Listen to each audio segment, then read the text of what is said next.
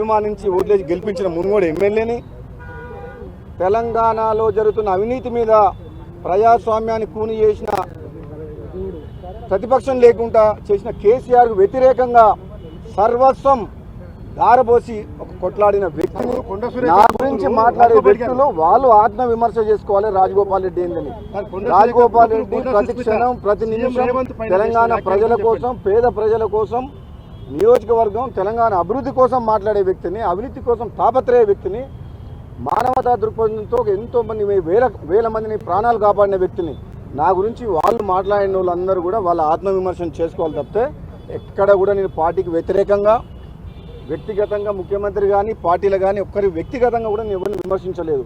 నేను వచ్చిన పని ఏంటంటే బట్టి గారికి మా నియోజకవర్గ అభివృద్ధి నిధుల గురించి వచ్చిన మళ్ళీ కూడా చెప్తున్నా సోదర ఏబిఎన్ రాధాకృష్ణ గారు చెప్పు,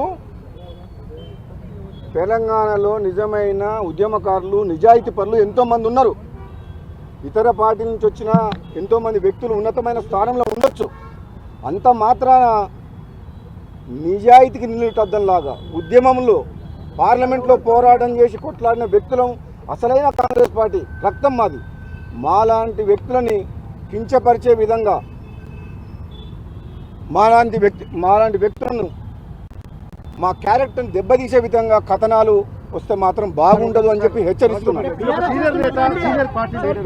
చిన్నారెడ్డి చేసే వ్యాఖ్యలు కానీ కొండా సుస్మిత చేసిన వ్యాఖ్యలు సీఎం రేవంత్ రెడ్డి పైన డైరెక్ట్గా వ్యాఖ్యలు చేశారు. ఒక సీనియర్ నేతగా మీరు ఒక మాజీ ఎంపీగా ఎలా చూస్తారు చెప్పండి. నేను ఒక విషయం చెప్తున్నా మీకు, పార్టీ క్రమశిక్షణ కమిటీ ఉంది. వాళ్ళు చేసిన వ్యాఖ్యల్ని వాళ్ళు చాలా లోతుగా చర్చించి పీసీసీ ప్రెసిడెంట్కి రిపోర్ట్ ఇచ్చారు. పీసీసీ ప్రెసిడెంట్ అధిష్టానానికి రిపోర్ట్ పంపిస్తారు, వాళ్ళు సీనియర్ లీడర్లు కాబట్టి. అధిష్టానం నిర్ణయమే ఫైనల్ అని చెప్పి ముఖ్యమంత్రి రేవంత్ రెడ్డి గారు చెప్పిండు. ఆయన మాటే నా మాట, ఇది ఎవరు మేము మాట్లాడేది కాదు, మేము కామెంట్ చేయకూడదు. ఇది థ్యాంక్ యూ.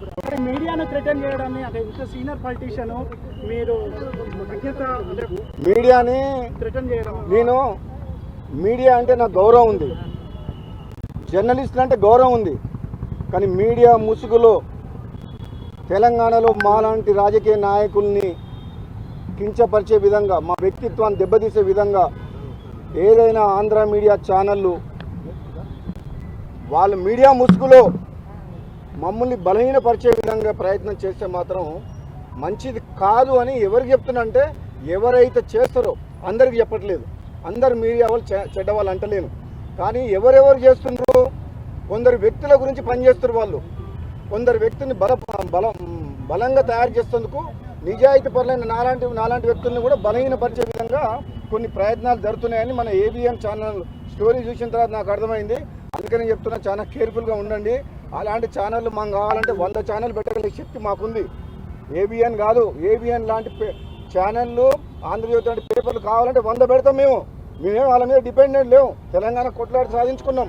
ఇంకా ఆంధ్ర మీడియా మీద డిపెండ్ అయ్యి తెలంగాణ రాజకీయ నాయకులు ఎవరు పనిచేయట్లేదు. మాకు మీ సర్టిఫికేట్ మాకు మీ ఆంధ్ర మీడియా ఛానల్ మాకు సర్టిఫికేట్ కూడా తెలంగాణ ఉద్యమం చేసి ఉద్యమం ఉన్న వాళ్ళ జోలికి ఎవరైనా వస్తే బాగుండదని చెప్తున్నా. తెలంగాణ కోసం కొట్లాడలే, కాంగ్రెస్ పార్టీ ఎంపీగా నేను కూడా కొట్లాడినా. ఆ రోజు తెలంగాణ ఉద్యమం చేసింది ఎవరు? పార్లమెంట్లో కొట్లాడింది ఎవరు? ఇప్పుడు ఏబిఎన్ ఛానల్ ఎవరికి సపోర్ట్ చేస్తుంది? కొంచెం ఒళ్ళు దగ్గర పెట్టుకుని ఉంటే జాగ్రత్తగా ఉంటే మంచిది, లేకపోతే మర్యాద దక్కదు. మా చూపించినాం అనుకో, ఏ ఛానల్ ఉండదు, ఏ పేపర్ ఉండదు. టీఆర్ఎస్ పార్టీ మాజీ మంత్రి హరీష్ రావు చేసిన వ్యాఖ్యలు ఏ విధంగా హరీష్ రావు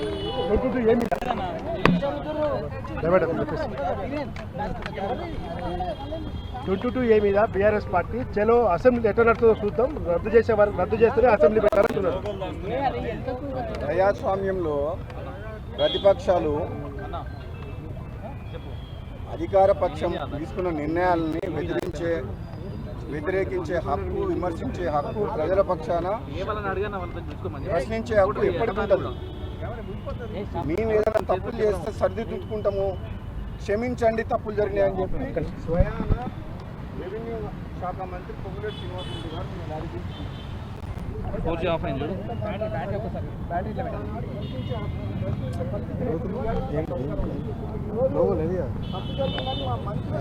చూసుకో సార్. భవిష్యత్తులో జరగకుండా చూస్తామని చెప్పిండు. ఇది ప్రజాప్రభుత్వం, ప్రజాపాలన. ముఖ్యమంత్రి రేవంత్ రెడ్డి గారి నాయకత్వంలో, రాహుల్ గాంధీ గారి నాయకత్వంలో మేము ఒక నియంత్రణగా పరిపాలించుకోదలుచుకోలేదు. ప్రజల కోసము నిస్వార్థంగా నిజాయితీగా పనిచేయాలనుకుంటుంది ప్రభుత్వం. ఈ పేదల కోసమే పనిచేస్తాం. నేను చెప్తున్నా మీ అందరికీ కూడా, మేమందరం తెలంగాణ ఉద్యమంలో ఉన్నోళ్ళం. మా ఆత్మగౌరవం మాకు చాలా ఇంపార్టెంట్. మేము పదవుల కోసం అని చెప్పి దిగజారాల్సిన అవసరం లేదు. ఏం లేవు. దాని తర్వాత కొంచెం ఈ మాట్లాడిన తర్వాత కొన్ని లిబరల్ అయిపోతున్నాయి ఆ రూల్స్ కూడా. ఇందిరమ్మ ఇండ్ల విషయంలో నేను మాట్లాడిన తర్వాత కొన్ని రూల్స్ చాలా ఎక్కువ మాట్లాడారు కాబట్టి రూల్స్ కొన్ని సందర్భాల్లో మాట్లాడాల్సి వచ్చింది. మాట్లాడడం దాంతో కొన్ని లిబరల్ చేస్తుంది. అది పాజిటివ్ మాట్లాడితే అది నెగిటివ్ ఉండదు. దాంట్లో నేను ఎవరిని విమర్శించలేదు. ఇంకా నువ్వు నాకేమైనా ఇస్తావా? లేదంటే చేస్తావా? సాటిస్ఫై చేస్తావా? మీ విలేకరులు